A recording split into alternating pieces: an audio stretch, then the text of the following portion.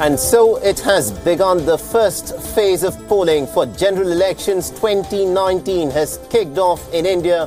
Prime Minister Narendra Modi is, of course, seeking a historic second possible straight term. No other Prime Minister since the time of Indira Gandhi has managed to get another straight term. And Manmohan Singh, of course, got it in 2009. He's, of course, pitching on national security, and the elections will be held in 7 phases until May 2019, and votes will be counted on the 23rd of May.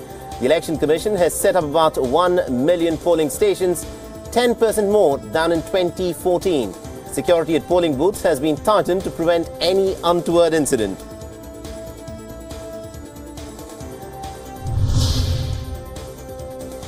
Prime Minister Benjamin Netanyahu's main election challenger Benny Gantz of the Blue and White Party has conceded defeat in Israel's general election. Netanyahu is all set to stay in power with the support of religious rightist parties, although both the Likud and the Blue and White have won the same number of seats in the 120-member parliament.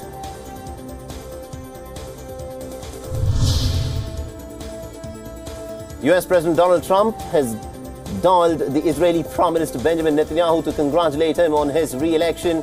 Netanyahu, who is all set for a record 5th term, thanked his ally Trump for his support to Israel. Netanyahu tweeted that Donald Trump had called him from Air Force One. The president was on a flight to Texas. US Vice President Mike Pence has called on the United Nations to revoke the United Nations credentials of Nicolas Maduro's government. He also has urged the United Nations to recognize the opposition leader Juan Guaido as the country's legitimate leader.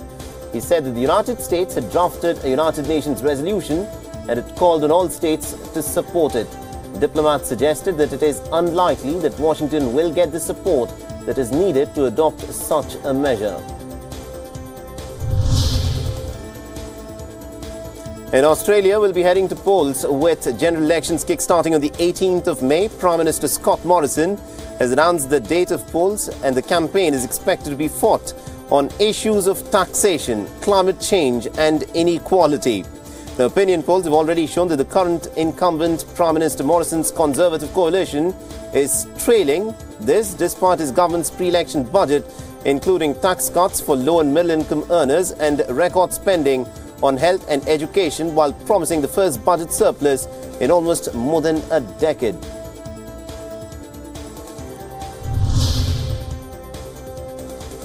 Now, US President Donald Trump has held steady in his refusal to publicly release his tax returns. This despite mounting pressure in Congress that is likely to spur a legal battle for the documents to be disclosed. Now, Trump said that he is not going to release his returns while he is being audited by the Internal Revenue Service.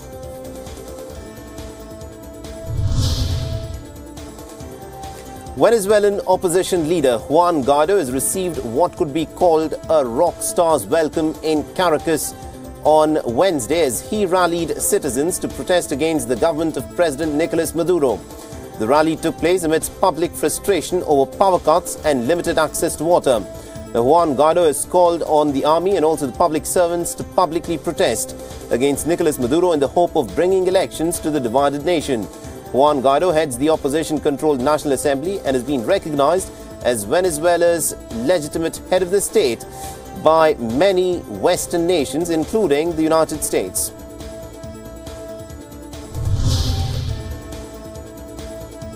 Anti-government demonstrators continued their sit-in outside of Sudan's defense ministry in Khartoum. The protesters have been demanding an end to President Omar al-Bashir's 30-year rule. Video footage shot by protesters shows thousands of protesters engaging in dancing, banging drums and also chanting anti-Bashir slogans. A number of protesters could in fact be seen carrying a giant Sudanese flag in the street.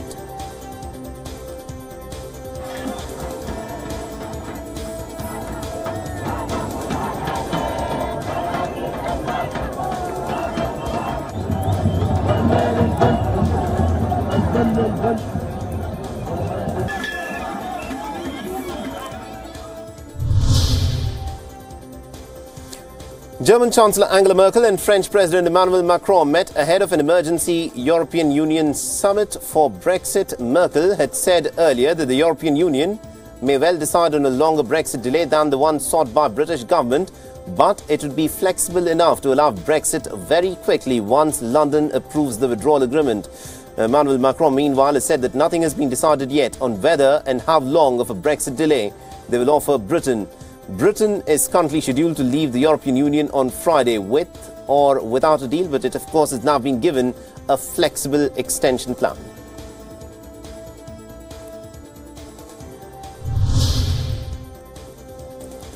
The Saudi-led coalition fighting in Yemen has carried out airstrikes against 2 Houthi targets in the capital city of Sana'a.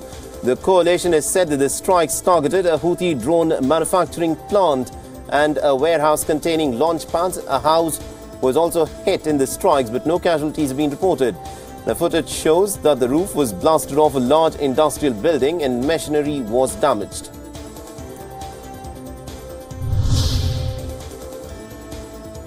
A Peruvian judge has ordered the arrest of former President Pedro Poroshenko, while also authorizing a search of his properties as part of a probe into a bribery scam.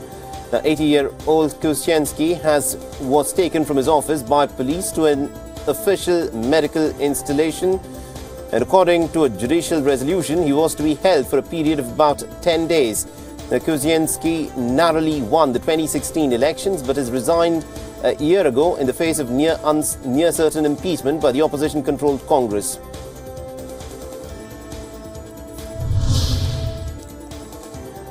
Croatian Prime Minister held a welcome ceremony for Chinese Premier Li Keqiang, who is on his first official visit to the Eastern European country. Upon arrival at St. Mark's Square in the capital, Premier Li Keqiang was greeted by the Croatian Prime Minister. Li will also be attending the 8th leaders meeting of China and Central and Eastern European countries in the Croatian seaside city of Dubrovnik. Li is the first Chinese premier who has paid a visit to Croatia since the two countries established diplomatic ties 27 years ago.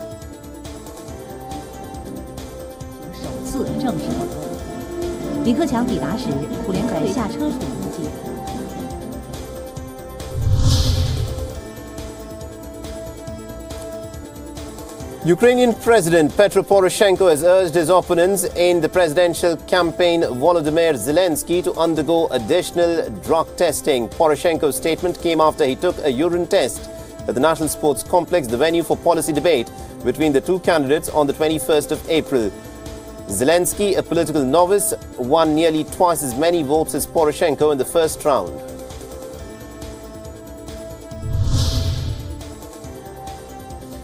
A bill banning abortions in Ohio once a fetal heartbeat is detected is headed to Republican Governor Mike DeWine, who plans to sign it. Now, the bill has cleared its final hurdle on Wednesday when the Ohio Senate has agreed to House changes 18 to 13. As legislators prepare to vote, activists and lawmakers have gathered outside of the State House chambers in Columbus to protest against the move. 5 other states have now passed similar bans, 2 of which have been blocked by the courts.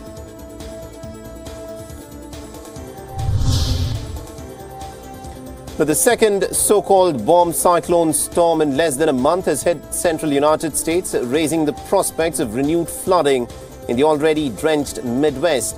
Heavy snow has slowly begun disrupting ground and air travel, with blizzard warnings being posted from Colorado to Minnesota. The roads have become impassable and visibility has come down to a few feet in northeastern South Dakota due to snowfall of almost up to 11 inches, whereas about half of the daily flights at Denver International Airport were cancelled.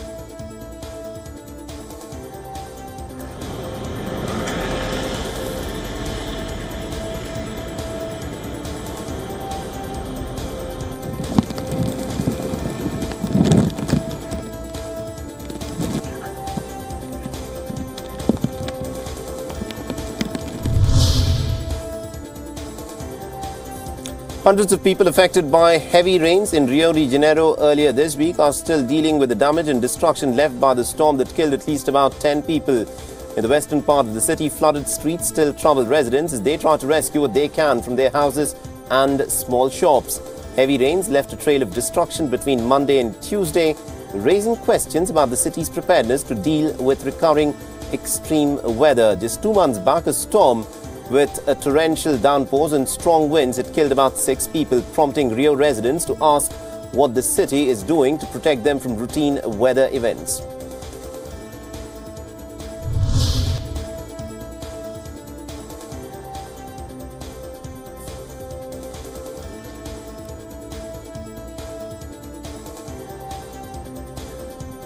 Mexicans got the chance to become the king of 7 kingdoms for a day in Mexico City as a replica of the Iron Throne visited the capital ahead of the final season's premiere.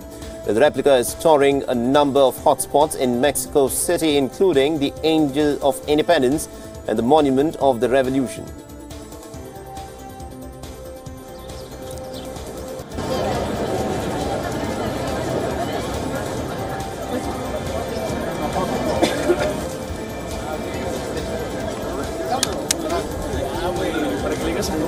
Que no te das tus papás,